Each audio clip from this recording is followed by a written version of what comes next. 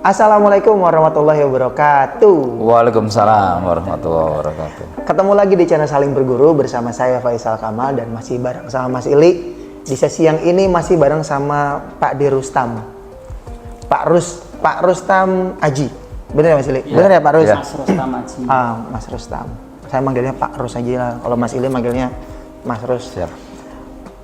Pak Rus ini salah seorang relawan di komunitas, termasuk orang yang lumayan lama di komunitas. Di hari ini kita belajar sama Pak Rus, proses di komunitas tuh seperti apa sampai kok bisa bikin Pak Rus tuh punya perubahan atau jadi seseorang Pak Rus yang seperti hari ini. Pak Rus, selamat pagi. Pagi. Asal. Pak Rus, karena ini channelnya Saling Berguru, Siap. jadi dokumentasi komunitas. Saya sih penasaran sebenarnya Pak Rus, lebih ke penasaran. Kan saya dengar kan Pak Rus ini orangnya keras, orangnya masa lalunya keras dan masa lalunya buruk gitu. Masa lalunya Pak Rus sama Mas Ili gimana? Tapi karena ini jadi dokumentasi, Pak Rus saya izin cerita dong Pak Rus secara singkat. Siap. Kok bisa orang kayak Pak Rus yang keras tuh bisa gabung sama komunitas? Prosesnya seperti apa Pak Rus? Monggo Pak. Deh. Terima kasih Kak Isal. Siap. Jadi saya tahun 2010 itu accident dapat di PHK sama kantor itu. PHK. Ya, di PHK. Posisi dengan anak 3 waktu itu. Padahal saya setahun setengah lagi itu sudah mendapatkan hak saya sebagai seorang karyawan yang sudah mengabdi 20 tahun. Kalau diteruskan 1,5 tahun lagi kira-kira itu. Istilahnya namanya ada pensiun dini, tapi ada qualifiernya, ada syarat-syaratnya itu. Itu harus umur sudah 45 gitu. Jadi karena saya kurang 1,5 tahun, kemudian saya di PHK, saya nggak mendapat hak-haknya itu. Jadi ketika itu saya bayangin aja punya anak 3 yang sedang tumbuh-tumbuhnya masih anak yang masih butuh biaya besar. Yang paling besar itu masih SD. Saya ingat betul pada waktu itu hari Rabu ya. Ketika saya dipanggil oleh manajer saya di Pamularse itu, saya dikasih tahu oleh manajer saya bahwa ada emailnya dari Filipina waktu itu, segera bahasanya itu as soon as itu, asap. Segera dieksekusi gitu loh. Jadi si manajer ini mengatakan kita sudah end gitu. Terus saya hanya membayangkan, tidak fokus di omongan itu, tapi saya langsung pikiran saya apa yang harus saya kerjakan gitu loh. Jadi setelah saya dikabari dapat email itu, manajer saya dapat email itu, berarti kan saya sudah selesai saat itu juga. Itu hari Jumat itu. Waktu saya sama anak saya, sama istri saya. Anak saya yang waktu itu saya bawa itu Dinda. Bertiga kan naik Vespa waktu itu. Saya bingung mau apa gitu loh. Nah, saya punya kebiasaan itu tidak pernah cerita masalah kesulitan itu kepada orang lain, kecuali dengan sahabat. Saya punya sahabat waktu kecil itu yang sampai pada saat itu tuh yang intens komunikasi ya sama Umili itu. Jadi ketika saya ada masalah itu, saya tidak mau bilang kepada orang tua, tidak mau bilang sama mertua bahwa mulai hari ini aku sudah nggak kerja gitu. Walaupun gaji masih terus ditransfer ya, karena proses masih berlangsung itu gaji tetap ditransfer. Tapi kan itu sudah nggak dipikirkan lagi karena harus mencari penggantinya itu apa. Jadi waktu itu yang saya ingat adalah saya punya sahabat namanya Omili itu waktu dulu-dulu sudah menawarkan saya untuk bergabung gitu. Ya, cuman karena merasa saya itu istilahnya itu sungkan lah kalau mau dibantu. Sementara saya punya cita-cita itu setelah pensiun itu punya rumah kos-kosan terus hidup normal apa adanya gitu loh. Tetap terus bergaul, bersahabat, terus bersilaturahmi itu kayak begitu. Tapi karena proses itu saya di PHK itu ternyata hikmahnya itu adalah bahwa saya itu dipercepat untuk keluar dari perusahaan itu gitu. Sesungguhnya setelah hari ini kita tahu bahwa ilmunya itu gitu. Karena apa? Karena waktu saya berproses mau ngambil pensiun dulu 1,5 tahun ke depan itu mungkin barangkali ceritanya udah lain lagi. Nah, pada saat itu ada reorganisasi di perusahaan ya, terus saya kena kasus itu, kemudian saya di PHK itu. Saya bisa terima itu karena saya berada di lingkungan orang-orang yang baik. Jadi saya tidak memberikan perlawanan apapun itu. Saya merasa, wih, aku kok jadi kayak begini gitu. Saya merasa, duh kok orang hajar gitu loh. Kok nggak melawan gitu. Ya, karena saya berkumpul dengan orang-orang baik waktu itu. Salah satunya adalah almarhum Mas Prigi S ya. Ya, jadi dinasihati secara spiritual. Saya dinasihati sama Om Udi secara teknikal gitu. Jadi gabungan yang luar biasa gitu. Akhirnya ya sudah selesai itu.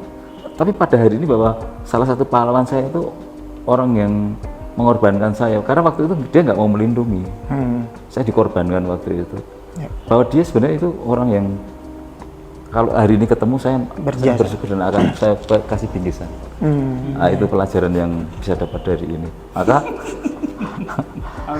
benar. ini pelajaran kita dapat dari perjalanan dari tahun 2010 sampai sekarang itu, bahwa harus tetap berbaik kepada manusia, itu harus baik. Maka saya melapor kepada Om Ili bahwa, Mas, saya hari ini sudah di PHK gini-gini, saya sudah nggak ada kerjaan. Jawabnya, Mas Ili gampang kerja gitu, gampang gitu. Jadi kita yang memikirkan naik Vespa itu kan hari Jumat itu melayang-layang, nah kerja apa ya? Itu momen itu susah orang dapatkan itu, karena melayang-layang pikirannya naik Vespa. Pikirannya, oh iya, mabuk. Iya, benar-benar pikirannya kemana-mana. Karena kita kan memikirkan anak-anak ini jadi apa? Kalau kita makan nasi kecap masih bisa loh. Tapi anak-anak pendidikan mau dikemanain dengan itu? Betul. Wah, saya naik Vespa tuh melayang-layang begini, wah, dan tidak berani cerita kepada siapapun kecuali kepada ya sahabat saya gitu. Jadi saya seharusnya memang kita jangan bercerita tentang kesulitan kepada orang yang tidak bisa menolong, karena useless. Malah membebani kalau kita cerita kepada orang tua atau kepada mertua atau kepada membebani, karena akan menjadi pikiran orang yang kita ceritain. Jadi jangan suka cerita kesedihan pada orang lain. Memang orang lain nggak punya kesedihan kan gitu. Tahan aja Pak. Iya. Jadi kita cerita kepada orang yang memang akan kita harapkan mampu untuk membantu kita. Nah, ketemulah sama waktu itu di warung hidangan itu. Ke sana. Iya. Itu prosesnya itu. Berarti waktu Pak Rus ketemu sama Mas Ili di saat itu, berarti Pak Rus punya harapan dong saat itu. Iya. Apa ya? Kalau orang itu nggak tahu, saya punya ilmu bisa membaca masa depan. Membaca loh, tapi bukan melakukan. Oh iya, membaca. Kalau saya bilang privilege, kalau Om Ili kan nggak setuju dengan privilege kan. Tapi dari lahir itu seperti born to be champion gitu. Siapa, Pak Rus atau Mas Pak Rus? Oh, Mas Ili. Iya, karena dari kecil kegiatannya entrepreneur gitu loh. Dari kecil itu. Nah, saya cerita sama teman-teman itu masa depan tuh waktu itu jauh, kita masih bergaul itu. Karena saya lihat di situ tidak ada cheatingnya, itu tidak ada di pergaulan itu. Ketika ada persoalan mundur, tapi tidak jelek-jelekan, tidak membalas, tapi mundur. Yang terjadi adalah mengait-ngaitkan satu pihak dengan pihak yang lain, terus membuat satu acara yang dimana itu nilainya itu kumpulan itu secara ekonomis gitu loh. Bikin pasar, bikin entertainment gitu. Waktu itu zaman kita masih kecil gitu. Ya, saya kan kumpul pemilik dari kecil kan. Saya ngelihat ini potensi, tapi kan apakah terus saya harus bisa, wah ini masa depan bagus terus saya melakukan, kan nggak bisa, karena itu ada satu nggak tahu yang bisa dilakukan itu. Mas Ili, monggo Mas Ili. Ya, aku dulu ya Sal. Gini dielaborasi kan nggak ada habis. Dan memang nilai-nilai yang dibangun perjalanan atau pengalaman dari Mas Rus itu banyak sekali, luar biasa. Aku kenal persis karena kita ini hidup bersama ya dari kecil dan terus di mana-mana kan aku juga yang banyak melindungi kalau di perjalanan atau dimanapun ya Mas Rus gitu, dan itu menarik sih hidup dari umurku masih SD sampai sekarang ya sal kumpuli sampai tuwek ini sal. Dan setelahnya wis pulang tadi itu maksudnya pulang ke rahmatullah. Iya kan diomongin lagi. Iya harus diomongin terus karena memang orang itu kan harus ngomongin itu. Iya. Ini Mas Rus, aku mau tanya Mas Rus. Mas Rus kan ini kan sekarang belajar di tempat kita bareng-bareng kan, seru-seruan kan. Ada sekitar ratusan pengusaha. Katakanlah puluhan pengusaha atau katakanlah 10 15 orang pengusaha yang sudah tua-tua yang usur-usur seperti kita ini. Terus nilai-nilai apa yang bisa ditarik ya dari perjalanan bersama-sama, karena kan belajarnya ini kan sudah bukan lagi aku belajar ke Mas Isal toh, tapi kan aku belajar dari Mas Isal kemana lagi, aku belajar banyak dari Mas Rus, Mas Isal kemanapun, Mas Isal juga tidak belajar dari aku toh, tapi sekarang di kemarin waktu juga belajar dari Pak Dirus, kemanapun itu. Apa nilai yang bisa langsung ditarik dan ini penting bagi orang-orang tua, kesadaran-kesadaran ini Mas Rus? Ya, terima kasih Mas Ili. Saya merasakan di awal-awal itu pertemukan di warung. Waktu itu kita bikin koperasi ya. Waktu itu bikin koperasi itu alhamdulillah kan bangkrut itu. Kemudian kita bikin usaha lagi di foil bersama-sama. Saya dibimbing oleh Mas John, tapi kan orang beliau sekarang udah sudah pulang ke rumah maksudnya ke kampungnya Purwodadi. Saya banyak belajar sama Om John di dalam foil gitu, bagaimana jadi transfer ilmu kepada siapapun gitu yang terjadi di situ. Saya diajarin tekniknya mengelola foil itu, kemudian kami perbaiki sistemnya dan sebagainya. Saya belajar berterima kasih banyak dengan Mas John yang waktu itu membimbing saya. Nah setelah itu terus kita bikin usaha bareng lagi. Saya dibimbing oleh Mas Sutar. Jadi ajak bareng bersama di bisnis yang baru ini. Mas Sutar itu memberikan kebaikan. Saya diberi lemari sampai sekarang, lemari masih ada. Sama kursi 2 itu, yang saya ingat waktu itu. Iya. Jadi saya terkesima dengan pemberian itu, baru kenal ngasih kayak begitu itu. Jadi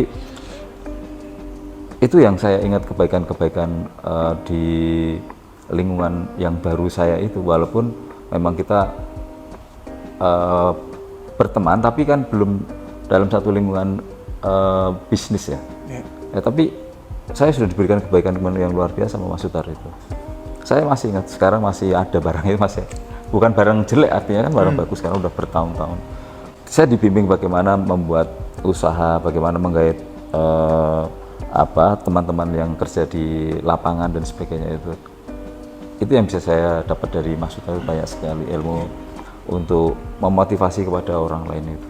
Dan kemudian saya sama Mas Agung itu saya diajarin bagaimana buka toko gitu, bagaimana survei lapangan, bagaimana memetakan tempat itu, sehingga kita punya usaha toko di Purwokerto. Saya dibimbing oleh Mas Agung di satu mobil disetirin Mas Agung. Mas Agung ya saya yang tidur malah. Jadi Mas Agung itu baik sekali. Saya Mas, saya ngantuk, saya izin saya tidur, saya bilang gitu. Oh, silakan Pak. Yang bisa saya petik di dalam pergaulan ini saling memaafkan kekurangan-kekurangan masing-masing, sehingga ketika orang sering memaafkan, orang menjadi takut berbuat salah gitu karena kita dimaafkan gitu. Itu kita yang bisa petik, ambil pelajarannya, salah kok dimaafkan gitu. Sehingga kita terus memperbaiki secara otomatis. Kalau kita salah dibully, kita karena menjadi kecil, kita akan menjadi tidak bisa mengingat kesalahan kita. Tapi ketika kesalahan itu dimaafkan, kita bisa mengingat kesalahan itu dan tidak mengulangi lagi terus, dan kesalahan-kesalahan itu akan berubah-ubah terus, dan kita akan menjadi lebih dewasa dan menjadi lebih baik lagi. Itu Pak Isal. Iya Pak Rus, terima kasih keterangannya. Bayangin di komunitas itu bahasa saling memahami itu sampai akhirnya mengandung kata saling memaafkan tadi Mas Ili. Ketika kita maafin atau salah kita dimaafin kan berarti orang makin paham sama kita dan kita makin paham sama orang lain, termasuk tadi ceritanya Pak Rus. Pak Rus, berarti kan Pak Rus itu ditemani oleh teman-teman muda ya? Iya. Teman-teman muda kan? Teman-teman muda ya, jauh di bawah saya umurnya. Nah, saya mau tanya ini deh Pak Rus, bagaimana rasanya ketika punya secara pengalaman aja Pak Rus ada sungkannya untuk dari dulu diajak bergabung di komunitas, sekarang ngerasa mungkin punya pengalaman atau ngerasa punya pengetahuan, terus tiba-tiba harus rendah hati untuk belajar sama yang lebih muda, gimana Pak Rus? Secara psikologi kita akan terkendala di dalam psikologinya kita, karena kita merasa ada perasaan segalanya itu lebih gitu. Sementara kita nggak punya apa-apa, ini kan problemnya kayak gitu. Kalau kita lihat tagline-nya itu dompet ngepas, jangan ngegas kan gitu. Apa? Jadi Dompet ngepas, jangan ngegas. jangan ngegas. jangan ngegas. Itu secara psikologi akan terganggu, kita akan sulit. Tetapi kita dimudahkan dengan contoh-contoh yang ada di dalam itu, dengan mata kita melihat, telinga kita mendengar, kemudian otak kita berproses. Dan sesungguhnya yang buta itu bukan mata tapi hati itu. Maka hati itu kita buka terus. Karena kita nggak bisa memahami sesuatu kalau hati itu tertutup gitu. Itu yang bisa kita pelajari karena mata kita melihat langsung gitu. Apa yang ada di sekeliling lingkungan kita, ketika kita sudah ada di lingkungan itu, kita cepat sekali beradaptasi karena ya kita ngelihat sosok orang yang memang integritasnya tinggi gitu. Yang saya sebut tadi Mas Sutar, Mas Agung, Mas John gitu. Jadi itu menjadikan kita secara psikologi dimudahkan untuk bisa menerima ilmu itu dengan cara kita melihat toladan-toladan yang baik itu saya rasa. Ya, Mas Ili, aku nanya terakhir, habis itu Mas Ili nanya dan penutupnya aku kasih ke Mas Ili lagi nih, karena Mas Ili kan dekat banget sama Pak Rus. Pertanyaanku yang terakhir di sesi ini sih Pak Rus. Pak Rus kan hari ini jadi pemimpin nih di circle-nya Pak Rus ya, di usahanya Pak Rus. Terus dan semua kita di komunitas itu dilatih untuk bisa mimpin. Nah, kepemimpinan versinya Pak Rus tuh belajar di komunitas itu seperti apa Pak Rus? Monggo Pak. Kepemimpinan itu memang kita harus ada lakunya ya. Jadi memang harus teruji, harus memberi contoh yang baik. Nah, kita ada contoh-contoh yang sudah ada di lingkungan kita sehingga kita mudah sekali bagaimana mempraktekkan kepemimpinan itu gitu. Bagaimana memberikan contoh kepada teman-teman itu, memang kasih sayang yang kita berikan itu betul-betul tidak membedakan apakah itu orang dekat atau orang jauh, tetapi kita memang betul-betul mengapresiasi kepada teman-teman yang memang berprestasi. Kita memberikan tauladan yang baik. Kalau berangkat pagi ya kita berangkat pagi, jangan sampai telat terus dan sebagainya. Itu mereka akan mengikuti kita ketika kita memang ngikutin peraturan ya apa yang kita bikin gitu. Iya. Jadi kesepakatan itu ada perjanjiannya. Disebut sepakat kalau ada perjanjian. Tapi kalau ada tidak ditepati atau dikhianati kan berarti tidak ada kesepakatan lagi di dalam itu. Nah, maka seorang pemimpin harus bersepakat apa yang diucapkan itu. Itu kepemimpinan yang itu salah satunya adalah itu. Kita harus merapati apa yang aturan yang kita bikin sendiri itu. Nah, mereka pasti akan mengikuti kita itu secara umum pasti akan diikuti oleh mereka. Makasih Pak Rus. Pak Rus ini dua orang senior yang memang saling berguru itu berharap bisa undang. Pertama Pak Rus, kedua Pak Pardi. Karena Mas Ili berkali-kali ingetin, Pak Rus diundang di saling berguru gitu. Nah kebetulan memang aku ngelihatnya Mas Ili memang pengen elaborasi banyak sih komunikasinya sama Pak Rus. Tapi di saling berguru kontennya udah cukup, menurutku udah cukup dalam. Mungkin nanti elaborasi di kesempatan yang lain Pak Rus. Siap. Di saling berguru ya izin lagi kalau nanti ngundang Pak Rus sharing-sharing lagi. Mas Ili, saya izin ke Mas Ili, silakan boleh nanya lagi atau kayaknya ada penasaran dari Mas Ili ke Pak Rus yang entah di konten ini entah konten di Omili nanti yang digali lagi. Monggo Mas Ili. Ya, terima kasih Mas Isal, Mas Rus, terima kasih Iya, waktunya. Senang ya Cah ketemu sedulur dari mulai usia sangat dini, sangat anak-anak sampai tua, terus masih kumpul terus. Bersyukur banget. Dan ini yang harus dikabarkan sebenarnya kepada sedulur-sedulur kita di majelis ilmu kita itu. Makanya kalau bisnis itu mulai dari persahabatan tuh akan sangat bagus sebenarnya. Jadi bukan karena kita ini, kan ada tuh kredo yang mengatakan, oh nek bisnis sih karena profesional nggak bisa dengan keluarga, nggak bisa dengan teman. Nah, bersyukurnya karena pilihan dari awal kata kuncinya adalah jaringan rumah usaha.